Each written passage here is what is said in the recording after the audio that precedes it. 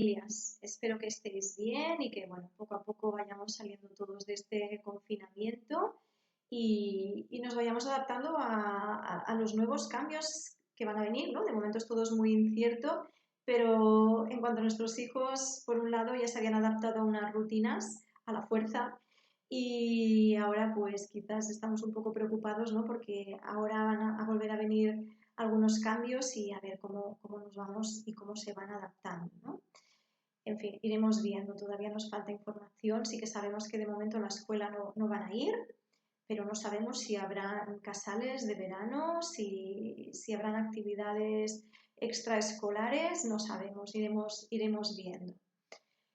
Bien, pues os comento que este es el vídeo número 10 de esta serie de pequeños vídeos a nivel formativo, informativo, que están, digamos, hechos con el objetivo de ofrecer un poquito de información, de apoyo a familias que, como la mía, tienen algún miembro que está diagnosticado dentro del trastorno del espectro autista.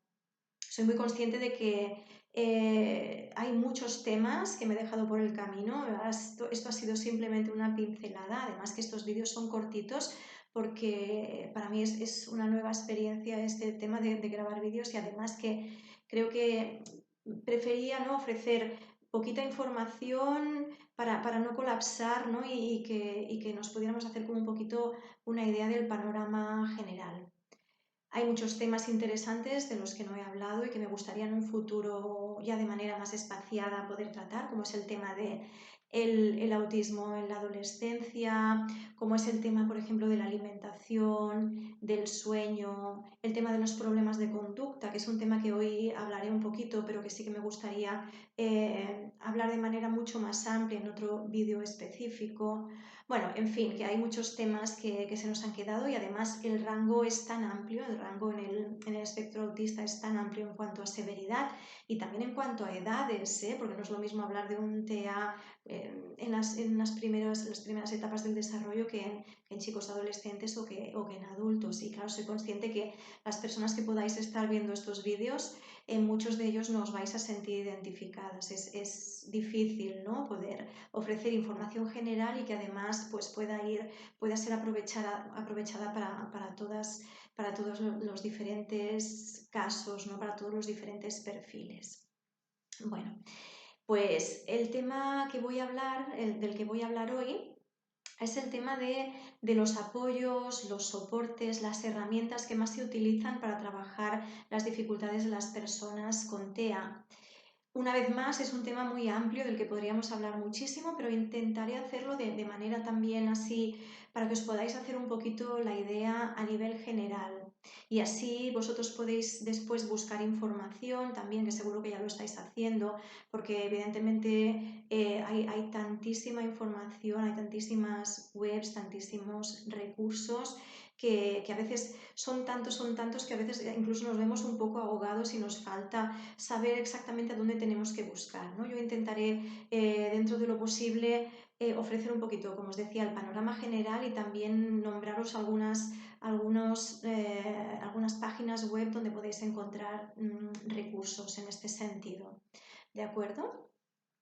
Vale, pues entrando un poquito en el tema de los recursos, lo que me gustaría primero aclarar es que cuando hablamos de soportes, cuando hablamos de recursos, tenemos que pensarlo desde dos ángulos, desde dos focos que se van evidentemente a complementar.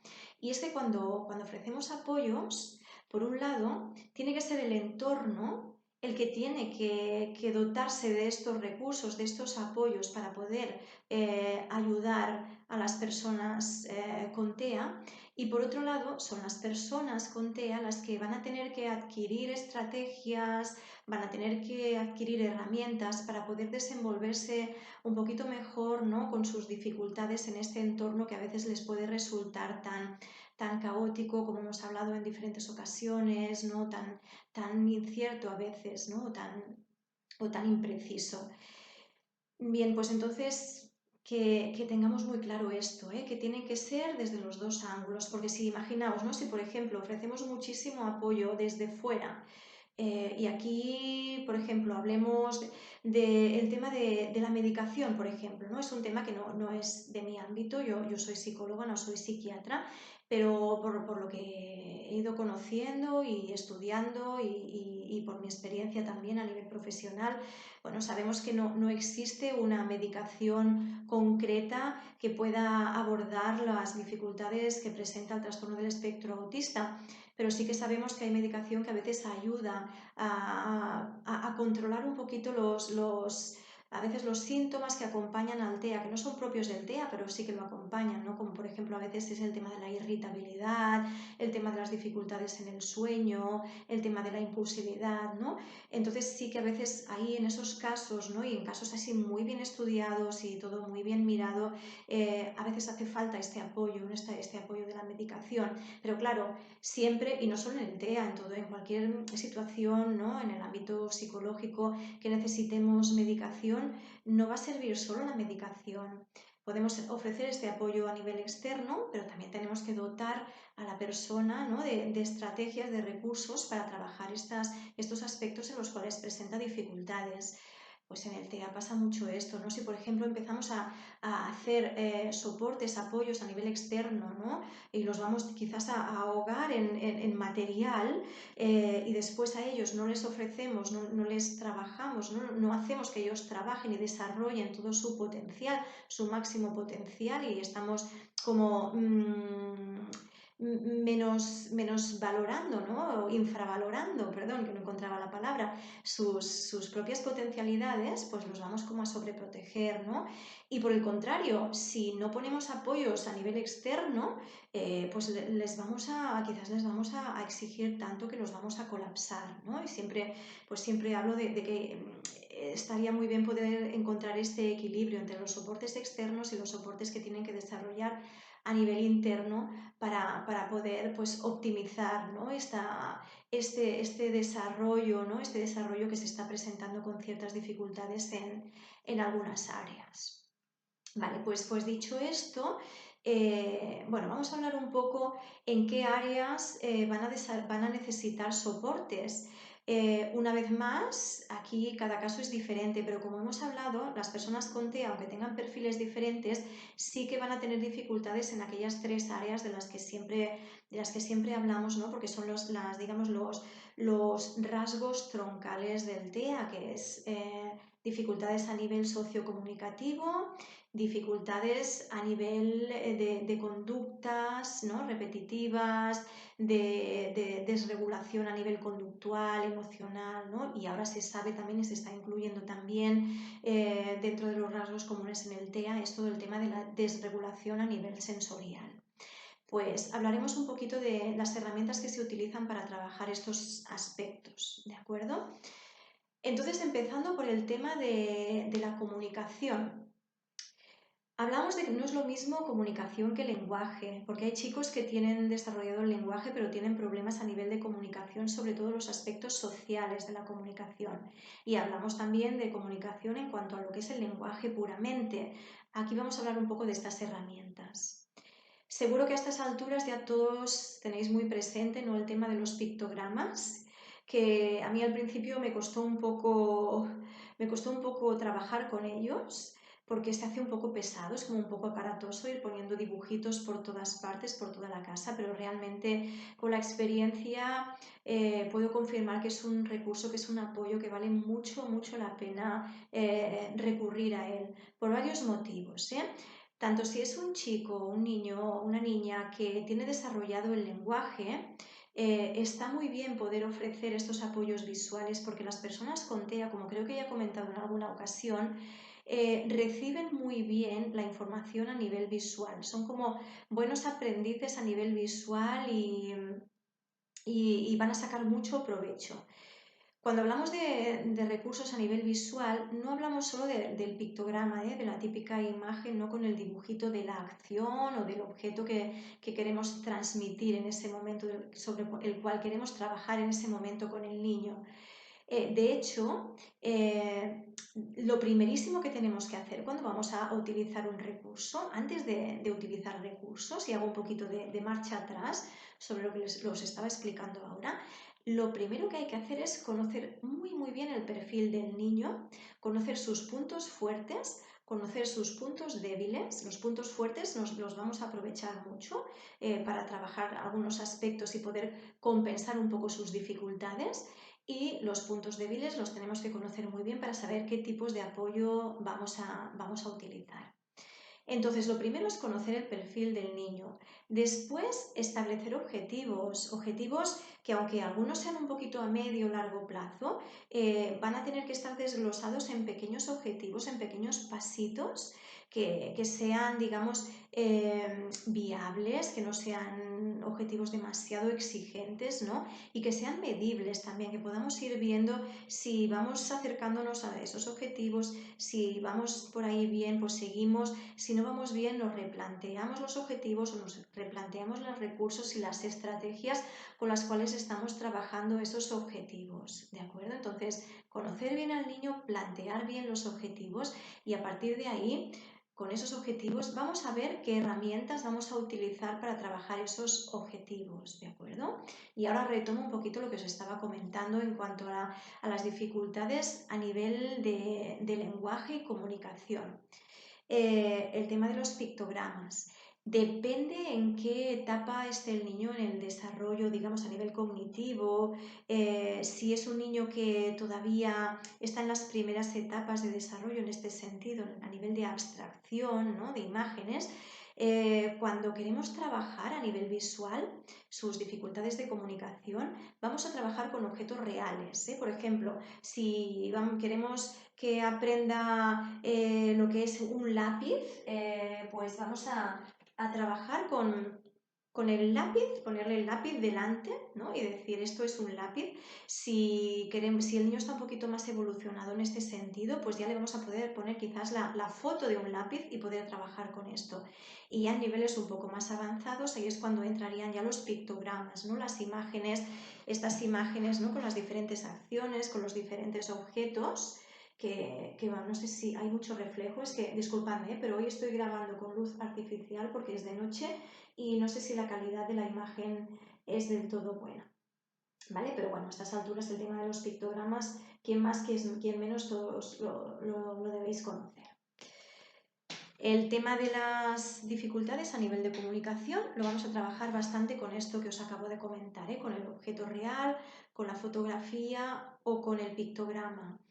Hemos de tener en cuenta que aunque el niño tenga el lenguaje bien desarrollado, y esto a veces también, a mí al principio me costó un poco, no quiere decir que porque el niño hable no tengamos que utilizar pictogramas. Vamos a poder sacar mucho provecho de estos recursos visuales porque por un lado, como os decía, ellos procesan muy bien la información a nivel visual. Y por otro lado, una de las grandes dificultades, de las más importantes dificultades que tienen las personas con TEA, son las dificultades a nivel de funciones ejecutivas. Funciones ejecutivas, esta palabra que puede sonar así un poquito técnica, hace referencia al tema de la planificación, la organización, la regulación de la conducta. Todo esto les cuesta bastante a los chicos con TEA. Entonces, las cosas, ¿no? los conceptos abstractos, como es el concepto del tiempo. Entonces, si ahí ponemos soportes visuales y utilizamos una de las cosas uno de los soportes que más se utilizan en este sentido son las agendas visuales, pues ahí vamos a ayudar por un lado al tema de comunicación, de lenguaje, en el caso de que no lo tengan adquirido, y también vamos a ayudar al tema de organización, planificación, de todos estos aspectos a nivel de funciones ejecutivas que a ellos les cuesta tanto, ¿no? Entonces tenemos estos horarios, aquí tengo algún ejemplo como el que os acabo de enseñar. Estos calendarios o agendas visuales que pueden ir así estructuradas en días de la semana. En el lunes tenemos la mañana, el mediodía, la tarde y la noche con sus diferentes actividades. Así ellos pueden tener una imagen concreta de esto tan abstracto, ¿no? Como es la organización de un día cualquiera, ¿no? Algo que para nosotros es tan sencillo y que para ellos pues, puede ser tan abstracto y se pueden sentir tan perdidos. Habría esta tipología, ¿no? Así a nivel de organización semanal, Aquí tenemos el martes con las diferentes actividades, el fin de semana, ¿no?, que se plantea con una cartulina de otro color. Esto sería un ejemplo. O, por ejemplo, pueden ser así tiras puestas en vertical, ¿no?, con las diferentes actividades del día. Aquí también tengo un ejemplo, por ejemplo, este es el que yo hice para mi hijo. Bueno, también sirve muy bien para mi hija que no tiene TEA, porque esto es muy visual, muy aprovechable para cualquier niño y ayudarle un poco en las dificultades a nivel de funciones ejecutivas. No sé si se ve muy bien, pero bueno, aquí estarían un poco las actividades de la mañana, aquí al mediodía, aquí la primera hora de la tarde, media tarde, y ya nos vamos acercando a las últimas horas del día. Y con esto pues él tiene ya un poquito más de orden, de estructura, y no siempre, evidentemente, no siempre esto es la panacea y les ayuda 100% en sus dificultades, pero sí que muchas veces funciona, sí que muchas veces les da mucha seguridad, incluso a veces pues lo van a consultar, ¿no? A ver ahora qué toca, ¿no? Como que les da cierta seguridad tener un poco esto un poco controlado.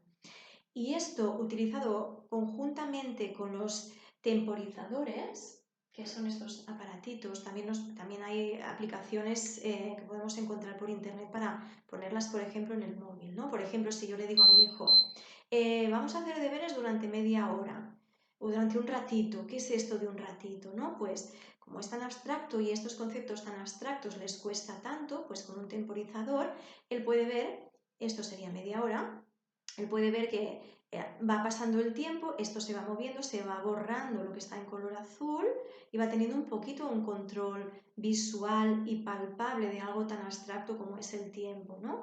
Cuando se va acabando el tiempo, pues al final suena la alarma. Entonces, esto conjuntamente con los soportes visuales, estas agendas que os comentaba, estos calendarios, agendas, pues las dos cosas juntas son una gran herramienta, les ayuda muchísimo para situarse en el tiempo, en el espacio y en estos aspectos tan abstractos, ¿de acuerdo? Y tanto para los que tienen desarrollado el lenguaje como si no. Después también podemos utilizar, hay muchas aplicaciones también a nivel de pictogramas, por ejemplo, una que está muy bien es DictaPicto, que tiene todas estas imágenes con pictogramas, creo que si no me equivoco, las imágenes están extraídas de la página de la web Arasac, que es un centro, es una fuente de recursos que muchos ya conoceréis, una fuente inmensa de recursos a nivel visual.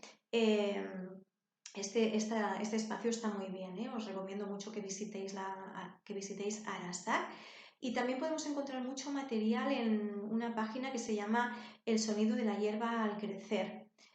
También en Autismo Navarra, en Asociación Autismo Navarra, las siglas son ANA. Ahí también hay todo un apartado de material, de soportes, que simplemente tenemos que buscarlos y imprimirlos, ya están organizados por temáticas y realmente están muy bien y vale la pena utilizarlos. ¿De acuerdo? Entonces, un poquito esto es lo que se suele utilizar más a nivel de recursos visuales para ayudar en el tema de la comunicación y el lenguaje.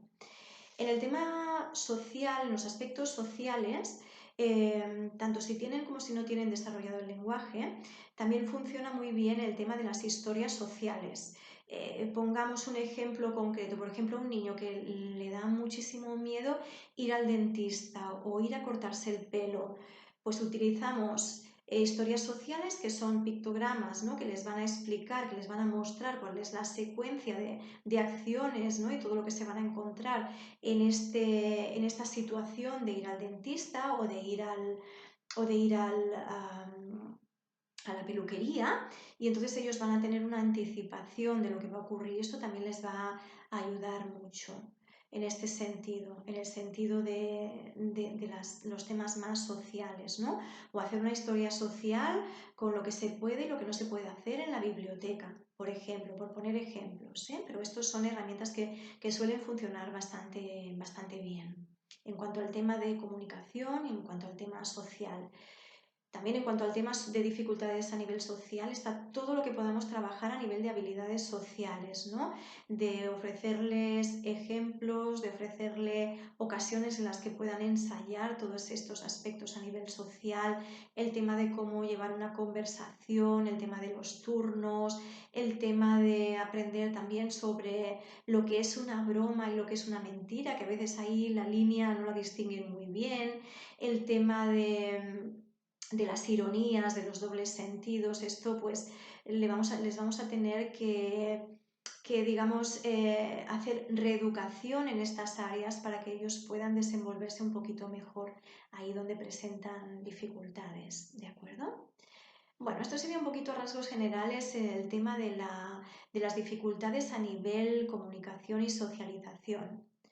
Otra de las áreas en las que vamos a utilizar también material es en el área de las dificultades en cuanto a la regulación sensorial. Como os comentaba en otras ocasiones, las personas con TEA suelen tener dificultades en el sentido de que o bien son hiposensibles a diferentes sensaciones, a diferentes estímulos y en otras ocasiones van a ser hipersensibles, ¿no? Y aquí también esto estaría muy bien que lo trabajáramos desde las dos áreas, desde el área externa, desde el área del entorno, por ejemplo, creando esto de lo que se habla ahora mucho, que son los entornos sensorialmente amigables. Por ejemplo, si sabemos que es un chico que tiene mucha hipersensibilidad a nivel auditivo, pues intentar, por ejemplo, en la escuela, pues poner pelotas de tenis en las patas de las sillas para que al arrastrarlas no hagan tanto ruido, por ejemplo, ¿no? O ponerle en algunas ocasiones en las que sabemos que van a estar expuestos a mucho ruido, ponerle unos cascos, ¿no? Unos cascos para amortiguar un poco el sonido impactante, ¿no? Pero por otro lado, tampoco siempre vamos a poder protegerlos de todo esto, ¿no? Quien más, quien menos, en algunas ocasiones van a estar expuestos a situaciones de ruido. Entonces, por otro lado, también está bien que hagamos un trabajo de desensibilización al ruido y que los vayamos exponiendo a pequeñas dosis de ruido hasta donde ellos puedan soportar, ¿no? Y poquito a poco ir exponiéndolos a un poquito más y que se vaya haciendo lo que se llama una desensibilización sistemática, ¿no? Que poquito a poco vayan pudiendo tolerar un nivel más alto de exposición al ruido, por hablar, por ejemplo, del ruido, pero aquí podríamos hablar también del tacto, de los olores, bueno, de todas estas dificultades que suelen tener a nivel sensorial, ¿de acuerdo? A nivel sensorial también funciona muy bien, pues todo este material sensorial, sobre todo en niños que necesitan experimentar mucho con el tacto, ¿no?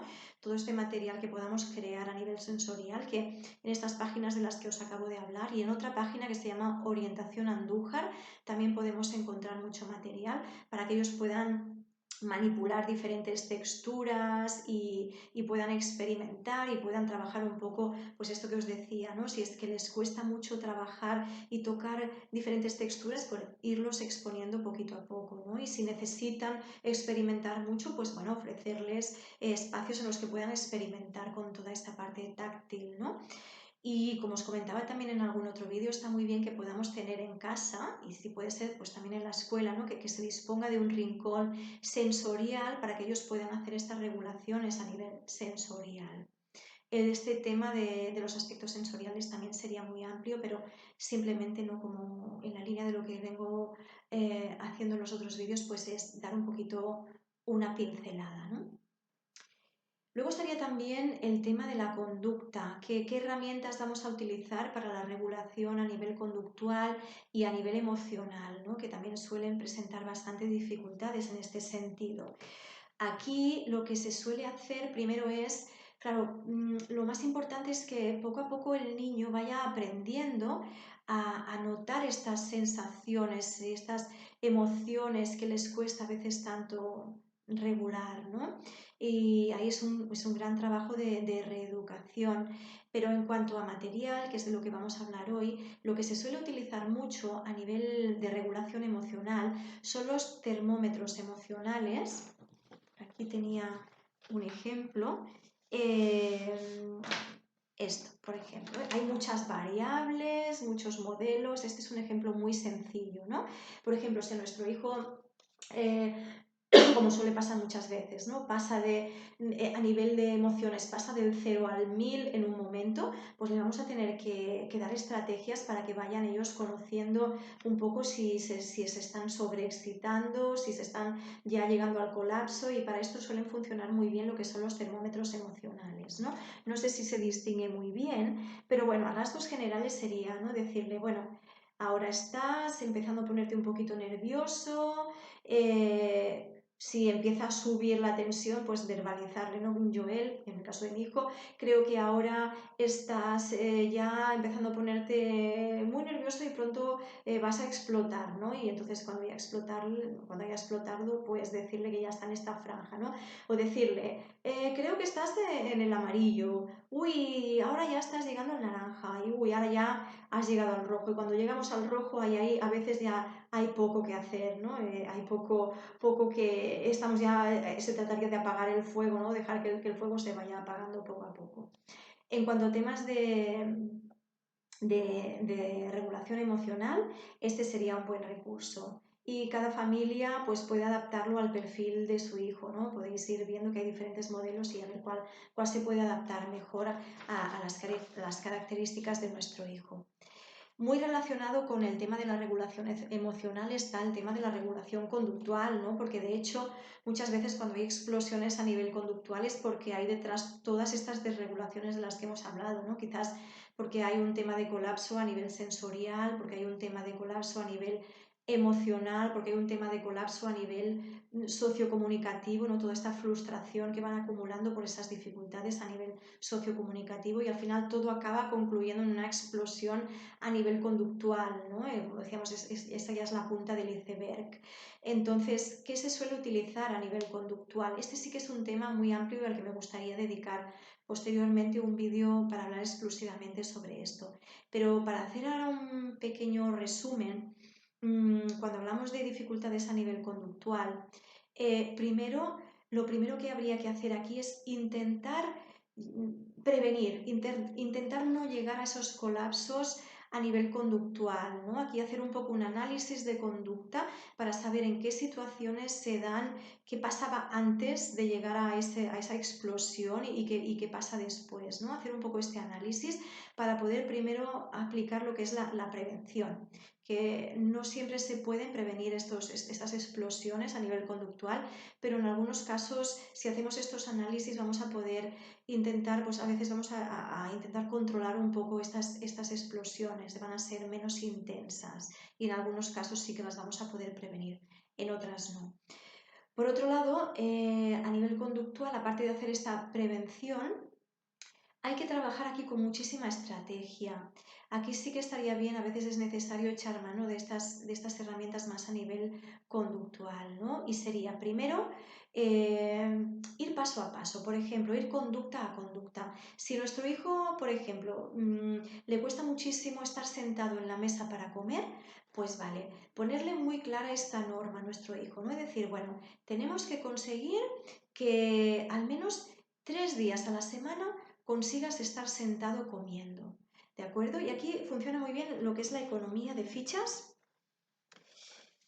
que es esto que también hay, no sé si se ve muy bien, hay muchos modelos, pero que viene a ser, por ejemplo, aquí poner un cuadrito para cada día de la semana, y cada día que consiga comer sentado en la mesa sin tener que levantarse continuamente, pues si ese día lo consigue, vamos a poner un gourmet. Si ese día no lo consigue, no vamos a poner un gourmet rojo ni una cruz tachada. No vamos a intentar siempre hacerlo desde el enfoque positivo. Si no lo consigue, no ponemos nada. Si lo consigue al día siguiente, volvemos a poner el gourmet. Y cuando él pueda ver que lo ha conseguido 3 días a la semana, pues ya habremos previamente consensuado un premio a un reforzador positivo, algo que a él le haga ilusión y que lo refuerce para poder conseguir ese objetivo. Yo os comentaba en otro vídeo que a los chicos con autismo les cuesta mucho encontrar esos reforzadores a nivel interno y decir, bueno, qué bien, has conseguido estar sentado, genial. Bueno, eso no le va a servir mucho. Si le ponemos un reforzador externo y bastante inmediato, van a estar más motivados, para poder cumplir ese objetivo que le estamos proponiendo. Entonces, un buen recurso es este tema este recurso de la economía de fichas. Como os digo, hay muchísimas variables, hay economías de fichas con muchísimas casillas, ya para chicos más mayores, y así más sencillas como la que os he presentado ahora para chicos más pequeñitos, o para conductas muy concretas como la que os comentaba. Ay, lo siento que a veces hablo demasiado deprisa porque quiero decir demasiadas cosas a la vez y a la vez no me quiero extender demasiado. Pues bueno, para trabajar aspectos concretos, pues están muy bien estas economías de fichas así un poquito más sencillas, ¿de acuerdo? Entonces, también a nivel conductual, como os decía, está muy bien consensuar qué es lo que vamos a trabajar. Por ejemplo, no mantenernos sentados en la silla 3 días a la semana, y que el niño sepa, si no lo hace, también qué va a pasar, ¿no? No en el sentido de que le vayamos a poner un castigo, sino que no va a conseguir ese objetivo, ese premio, ¿no?, que se había propuesto. Y cuando no se consigue y además llegan estos momentos de explosión o de crisis ya que se ha desbordado conductualmente, también tenemos que tener presente que en ese momento en el que ha llegado, cuando hablamos del semáforo de las emociones, cuando ha llegado ya al rojo, rojísimo, bueno, ahí no vamos a actuar. Ahí lo que vamos a hacer es acompañar a nuestro hijo en esta crisis, estar cerca, intentar no intervenir demasiado, no acercarnos mucho a nivel de contacto físico, porque no todos los niños cuando están así, la mayoría no lo van a recibir bien, pero que sepan que estamos ahí, que estamos ahí para apoyarlos, para contenerlos, que a veces desgraciadamente no, ellos se pueden llegar a hacer daño físicamente, romper material o agredir, no de manera intencionada, pero sí desde esta desregulación, ¿no?, que en este momento no están en sí, pierden un poco el control y pueden llegar también a hacer daño físico a personas que están a su alrededor, ¿no? Pues estar al lado para intentar contener un poquito todo esto si hace falta, y posteriormente, cuando pase este colapso, ya lo trabajaremos, ya lo hablaremos y ya les pondremos palabras, ¿de acuerdo? Así que a nivel conductual este sería un poquito el esquema que seguiríamos, evidentemente con muchísimos matices en cada caso. Y bien, esto sería un poco lo que os quería comentar hoy a nivel de material. Como os comentaba, ojalá un poquito más adelante pueda hacer un vídeo un poco más extenso para trabajar estos aspectos, ¿de acuerdo? Entonces, por mi parte, aquí acabaría esta pequeña exposición, estos 10 vídeos. Había muchísimos temas de los que hablar, y ojalá pues en un futuro pues pueda ir ofreciendo un poquito más de información para familias, ¿de acuerdo? Pues muchas gracias por vuestra atención y nos vemos pronto. Que tengáis un buen desconfinamiento. Un abrazo.